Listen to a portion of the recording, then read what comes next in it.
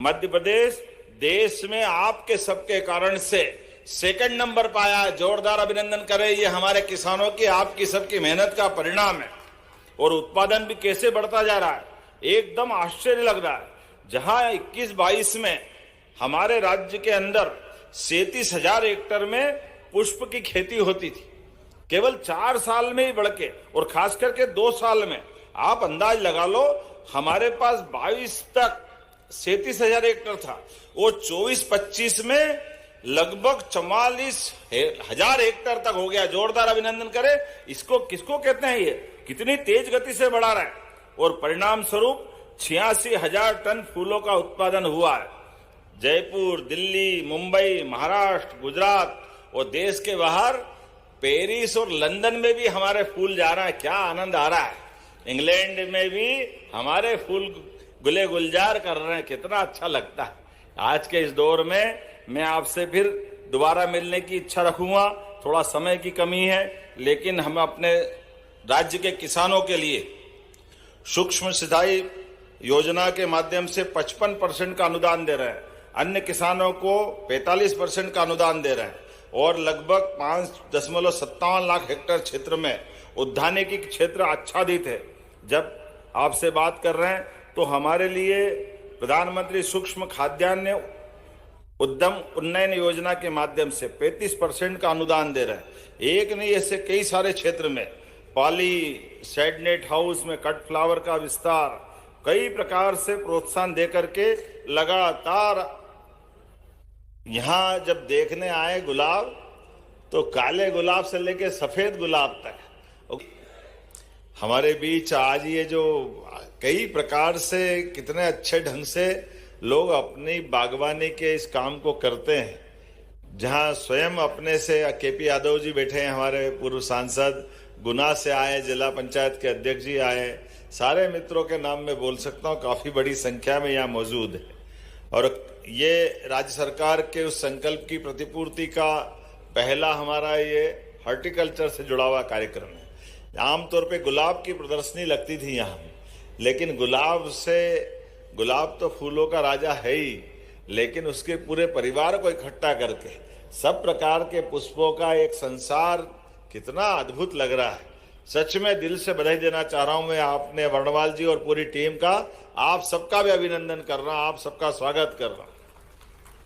कितने अलग अलग, कहां से, कोई गुना से, कोई दमोह से, टीकमगढ़ से, कोई धार से, देपालपुर, बेटमा, इंदौर, उज्जैन, हर एक जगह से अलग अलग प्रकार से हमारे राज्य ने खास करके पुष्प उत्पादन के लिए भी, और पुष्प उत्पादन में भी किसानों ने अपनी आय को बढ़ाने के लिए ये जो व्यावसायिक प्रकार से खेती करने का तरीका चालू किया, वाकई इसी बात की आवश्यकता है।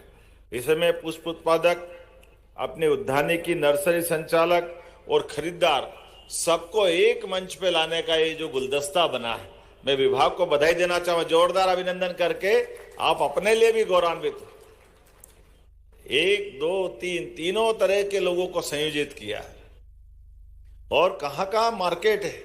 अभी मैं गुना के 20 एकड़ के, कहाँ है गुना वाले हैं अपने यहाँ पे, पीछे से उनके ध्यान में आया था।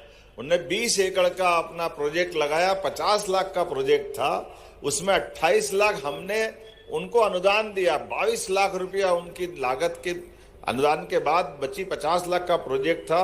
और उनका कहना 5 साल में एक, अभी 20-22 लाख का तो ठीक है, 4-5 साल में ये 3 गुना 4 गुना कमाई कर लेंगे। जिस प्रकार से सच में आज हमारी फसलों के साथ अलग से उत्पादन के साथ आय बढ़ा करके, और ये फूलों के माध्यम से हम केवल फूल नहीं भेज रहे हैं, ये मन का भाव भेज रहे हैं सबके बीच में। हमारे लिए आनंद अलग प्रकार का आता है। कोई सी पूजा पाठ, भारतीय जीवन पद्धति या कोई जीवन पद्धति में देखो तो हर प्रकार से सच में ये जो आयोजन हमारे लिए कोई भी होते हैं, मंच की शोभा, अगर मंच पे कोई 2 पुष्प नहीं दे तो कार्यक्रम अधूरा है। मंदिर जाए, अगर पुष्प नहीं है तो भगवान की पूजा अधूरी है। यहाँ तक कि अपने शरीर भी छूट जाए तो भी पुष्प हमारे साथ चलते हैं।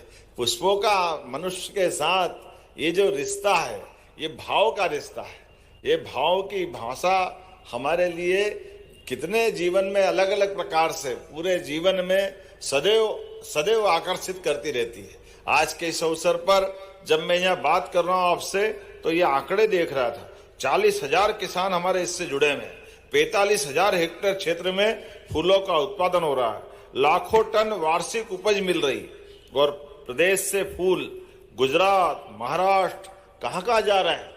जोरदार अभिनंदन करें। अब तो विदेश में भी भेजने वाले हैं। हमारे द्वारा सरकार के माध्यम से तकनीकी प्रशिक्षण, अनुदान में सहायता, किसान को आत्मनिर्भर बनाने के लिए उद्यानिकी, पुष्प, दूध, मत्स्य उत्पादन सब क्षेत्रों में हमारी सरकार लगातार काम कर रही। वो चूंकि किसान कल्याण वर्ष है और किसान कल्याण वर्ष होने के नाते से ऐसे अलग अलग 16 विभागों को मिला करके कृषि कल्याण वर्ष की ये पूरी योजना बनी। इसलिए कल मैं भावंतर का पैसे देके आया सोयाबीन के लिए। जोरदार अभिनंदन करें। ये जो हमारी योजनाएं चल रही, किसी भी प्रकार से क्यों ना, सोयाबीन हमने जाके मंडी में बेची, जो भाव मिला मिला। लेकिन प्रधानमंत्री के लिए भी जोरदार अभिनंदन। 5300 का भाव किसको कहते हैं? 5325 का भाव। सरकार लगातार हर तरह से, राज्य सरकार भी और माननीय मोदी जी भी, श्रीमान नरेंद्र मोदी जी के नेतृत्व में, आप बताओ, एक एक करके हर साल सोयाबीन के साथ अभी गेहूं का तैयार होने का टाइम आया।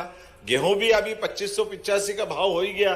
और हमने संकल्प पत्र में कहा था कि हाँ, हम 5 साल में सरकार के माध्यम से 2700 रुपए क्विंटल तक गेहूं देंगे।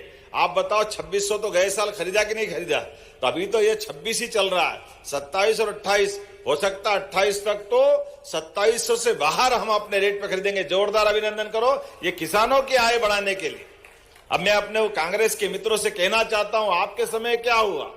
55 साल तक कांग्रेस की सरकार रही, लेकिन 55 साल तक 1956 में गेहूं लगभग 90-95 रुपए क्विंटल था। 2002-03 तक केवल 500 रुपए भाव बढ़ा। कैसी हालत हुई? केवल 500 रुपए, 500 रुपए, 550, 450 रुपए मिलता था 2002-03 तक गेहूं। और आज सरकार के माध्यम से बीते साल ही 2600 रुपए क्विंटल। कहां 55 साल में 500 में 400 का योगदान उनका, और कहां 20 साल में 2002-03 से साध्वी उमा भारती, बाबूलाल गौर, शिवराज सिंह जी और हमारी सरकार के माध्यम से लगभग 2100 रुपए क्विंटल का भाव बढ़ाया। जोरदार अभिनंदन करें। ये हमारे काम करने का तरीका है। खाली जवानी जमा खर्च नहीं करते, झूठ नहीं बोलते, चाहे जो लपर लपर करते। पता नहीं कांग्रेस के लोगों को क्या हो जाता है, कैसी जीवान और कैसी बात करते। कहा वो एक किसान की बारिश के कारण से आत्महत्या कर ली। मेरे को टेंशन हुआ, फोन लगाया कलेक्टर से, भैया जानकारी निकालो। कलेक्टर गए, उन्हें बारिश और ओले से उनकी आत्महत्या हो गई। जाके मालूम पड़ा एक बूंद पानी भी नहीं गिरा। बर्फ तो गिरने का सवाल ही नहीं उठता। अब बताओ, जब पानी नहीं गिरा वहां फसल कहां से पानी से खराब हो जाएगी और ओले गिर जाएंगे। ये सिवाय झूठ बोलने के कुछ नहीं करते और मार ट्वीट करके हाय रे इस तरह के जो दुनिया चलाते हैं, जनता सब जानती। इसलिए पूरे देश से धीरे धीरे करके कांग्रेस गायब हो रही, और ऐसी हालत रही तो वास्तव में कांग्रेस पार्टी के कार्यालय पे ताला ही लगेगा। कोई उनको ढूंढने वाला नहीं मिलेगा, कोई पहचानने वाला नहीं मिलेगा।